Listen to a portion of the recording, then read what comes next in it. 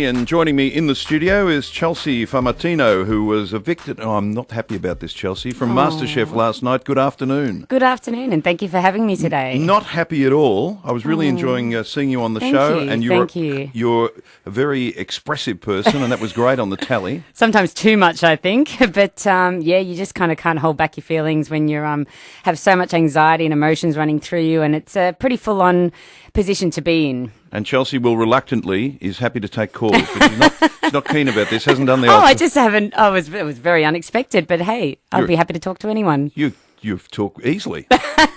Too easily. I don't shut up.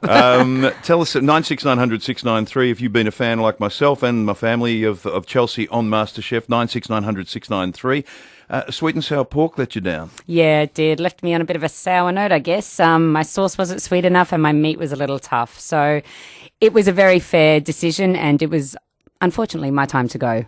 The concept, I mean, I've said this before when I've spoken to people and to George and Gary and Matt, cooking on television is very difficult. I've done it as a guest, and it is so damn hard. Oh, I didn't know you had done that. But it's like you're under a microscope. The pressure is so intense. People don't realise that there's a clock above your head, and every minute that goes by feels like a second, not a minute. Time just flies by, and the simple little chores like cutting an onion or a piece of garlic, your hands are shaking, and yeah, it's not as easy as people at home might think. And the other thing is you're cooking in a strange environment. Absolutely. You don't know what you're going to be cooking. Absolutely. It's a lot different to just dagging around in the kitchen. Oh, yeah, and you get a lot of foreign ingredients that you've never seen or heard of before, so that's an interesting one as well. Did you learn much? I learnt a lot.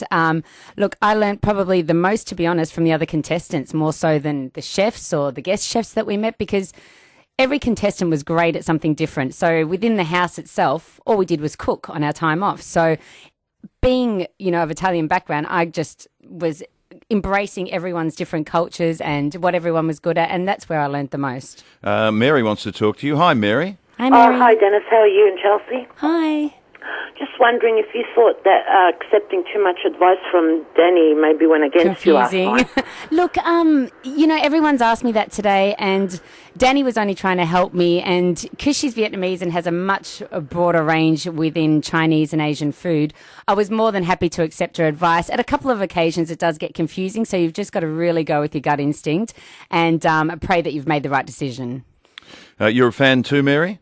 Pardon? You're a fan of Chelsea's? Yes, I am. I wish her all the best for the future. Oh, thank you so much, Mary. Pleasure. Now, you've got a whole history of cooking in the family. Yeah, my dad used to be a chef, and my great-grandmother opened up one of the first restaurants in Calabria, and it runs in the family. So it's funny that I haven't done this sooner, but I will definitely pursue something with my father in the future. Yeah, but you're working in Lygon Street at the moment? Yeah, Danini's restaurant, 320 Lygon Street, making the pasta in the morning and then coming back and doing service of a night time. So I guess my patrons are my critiques, and so far so well. How much has this changed your life? Oh, it's pretty much done a 360. I've gone from fashion retail manager to cooking, doing what I love best, making pasta and serving people and seeing them enjoy my food. And I guess I think about this a lot when I see people on the show, because how much of your life is taken up, like once you commit to this, you've got to give up your job. You talk about your passion, which is your food, but I guess some people who've been on MasterChef would have trouble to go back to their other profession because they've said, well, this is what I want to do. Absolutely. So they could be seen as not being committed to something else. Absolutely. I mean, when you sign up for something like MasterChef, you're pretty much signing your life away because you are in a bubble. You are pretty much in complete lockdown, and your whole sole focus is food. So coming out of that bubble, it's difficult. You can't go back to your old life. And if you do, I don't think that anyone will, to be honest, this season, because everyone is so focused and determined, and everyone's passion is food. And every single person I've spoken to in this competition really wants to pursue food when they come out. And that's what you're doing. Absolutely. Frankie, good afternoon. Hello, how are you? Good.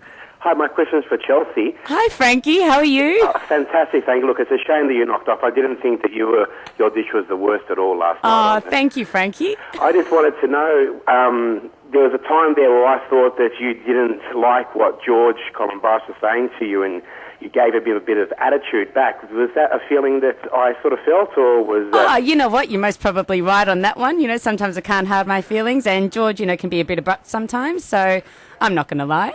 I'm glad you let him know, Chelsea. Well done. Thank you. Thank you, Frankie. Frankie, thank you so much. Of course, MasterChef on our screens again on Channel 10 tonight at 7:30. Chelsea, it's an absolute pleasure to meet you, and I hope your food journey is a happy and fruitful one. Thank you so much, and I'll see you down at Danini's. You will indeed. Thank you. What number in Lygon Street? 320 Lygon Street.